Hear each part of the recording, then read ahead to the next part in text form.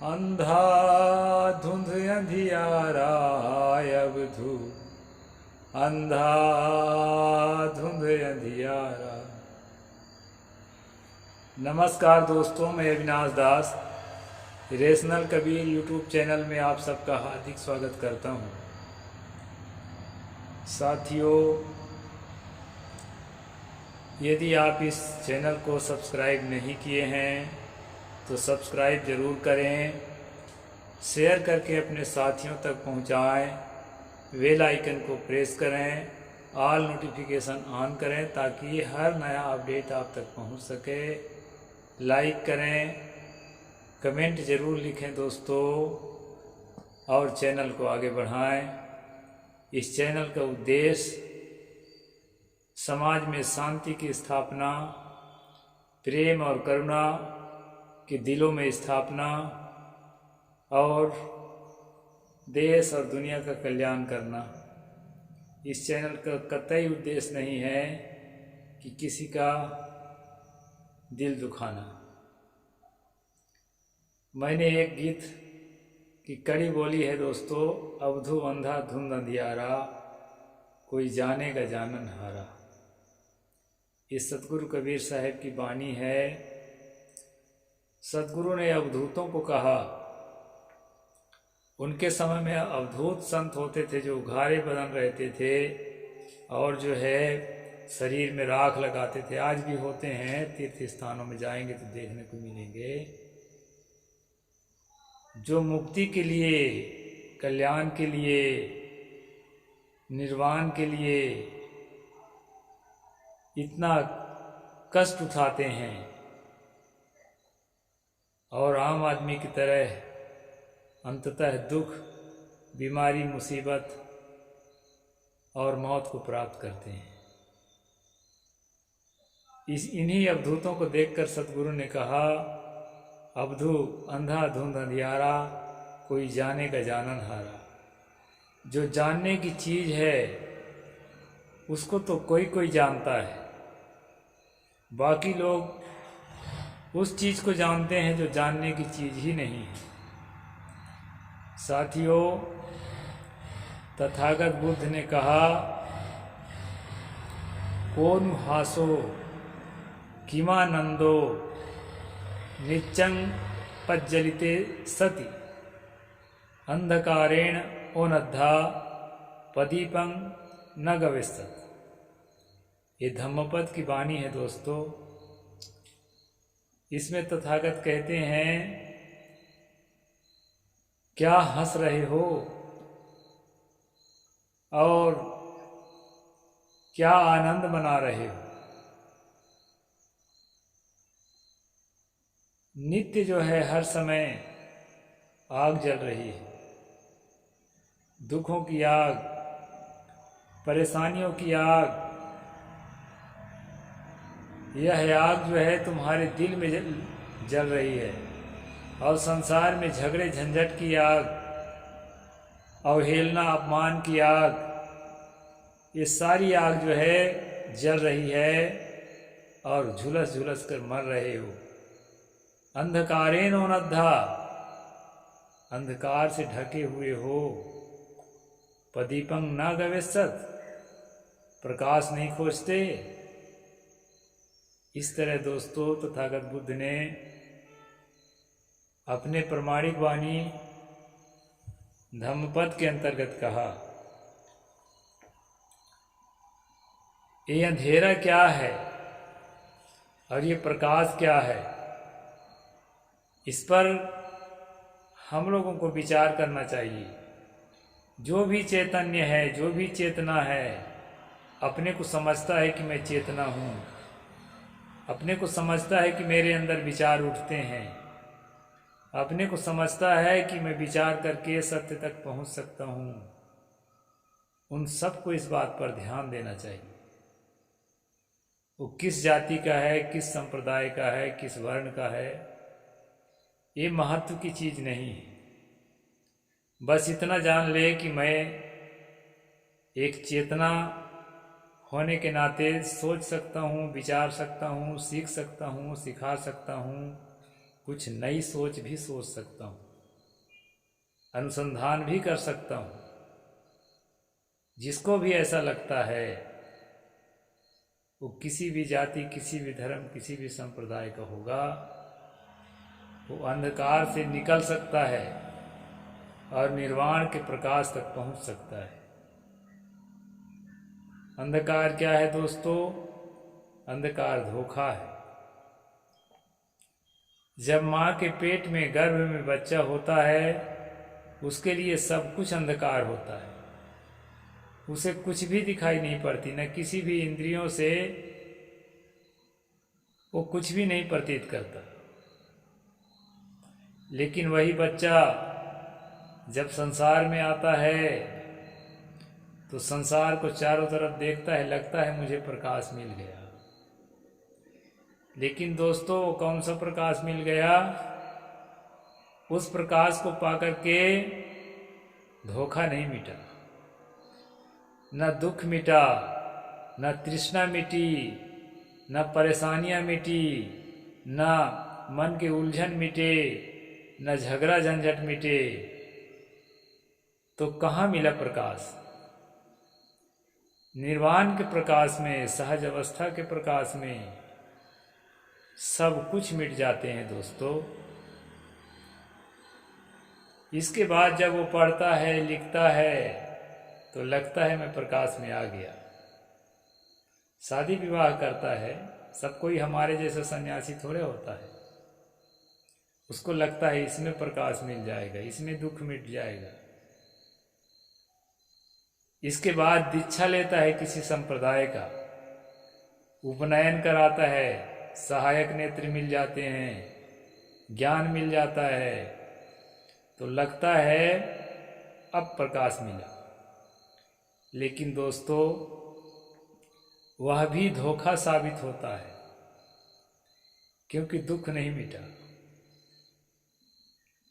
इस प्रकार अनेक चीज़ें जो है उसके जीवन में आती हैं और लगता है कि अब दुख मिटने वाला है, लेकिन दुख जस का तस बना रहता है, रूप बदलता रहता है। कभी उलझन का रूप बदलता है, कभी तृष्णा का रूप बदलता है, कभी घबराहट का रूप बदलता है, कभी संबंधों में खटास का रूप बदलता है, और जीवन दुख में आते रहते हैं, जीवन में दुख आते रहते हैं। जब तक जीवन में दुख आते हैं तब तक समझ लो कि प्रकाश नहीं मिला है।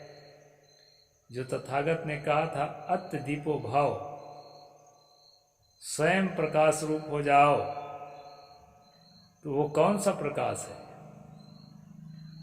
वो प्रकाश दोस्तों, मैंने एक सूत्र बनाया है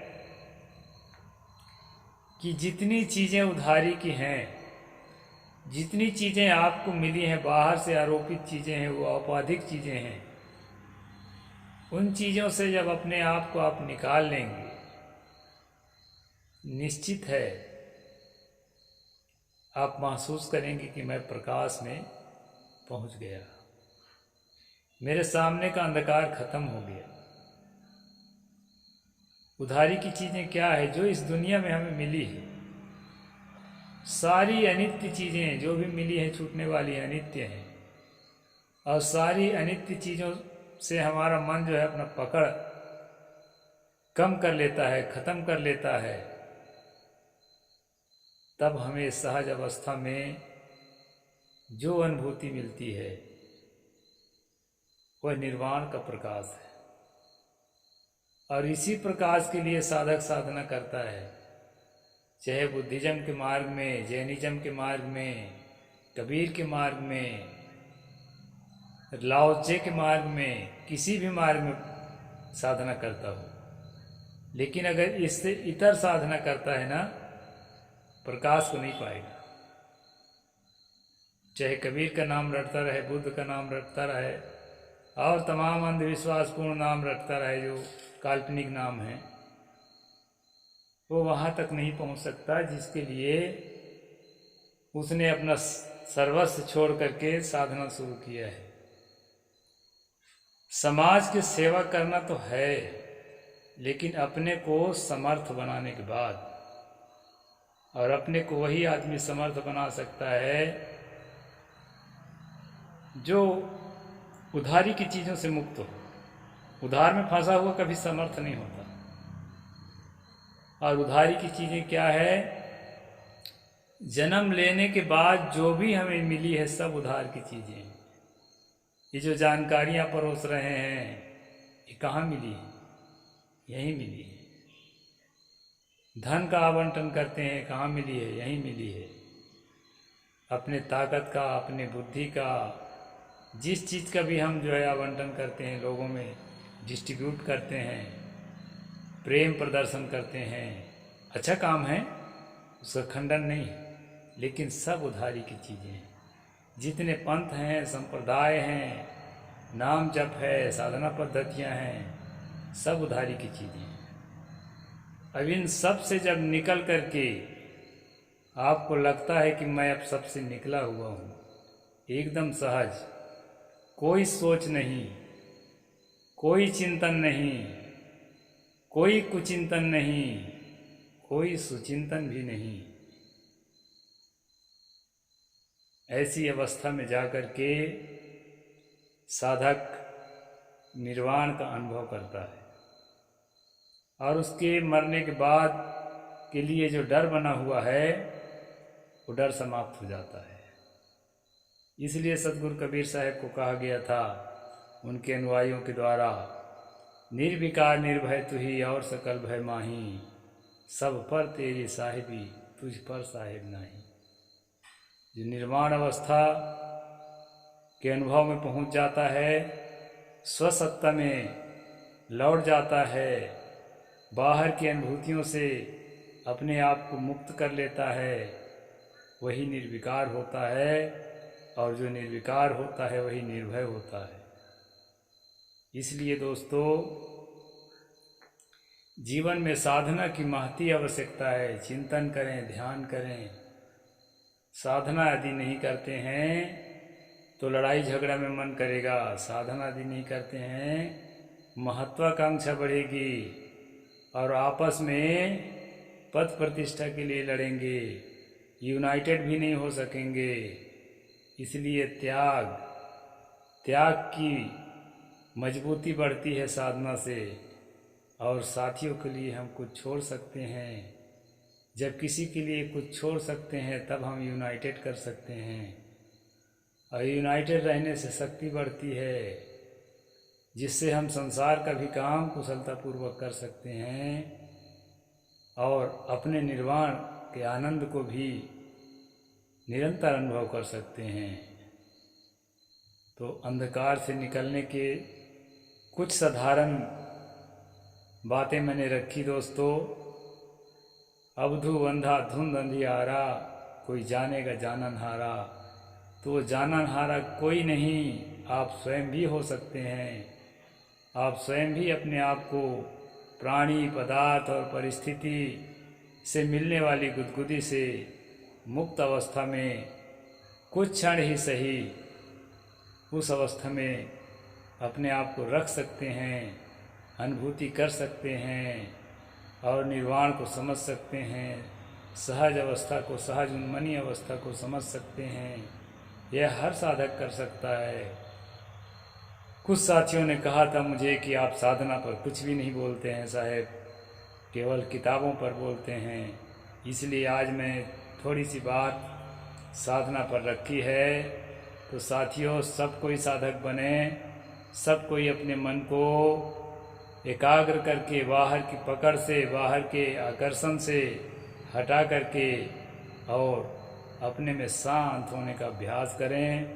ये अभ्यास जो है शिविरों में जा कर के, विपश्यना में जा कर के या अन्य ध्यान शिविरों में जा कर के अपने को संसार के कनेक्शन से कॉम्प्लेक्स फ्री करके और जो है अभ्यास करें, जिससे शांति मिलेगी। और यही जीवन का सबसे बड़ा धन है, सबसे बड़ी उपलब्धि है। बाकी तो लड़ते झगड़ते, मरते मिटते जिंदगी सबके मिटती चली जा रही है। तो आज इतना ही कहूँगा दोस्तों। साहेब बंदगी, नमो बुद्धाय, जय जोहार।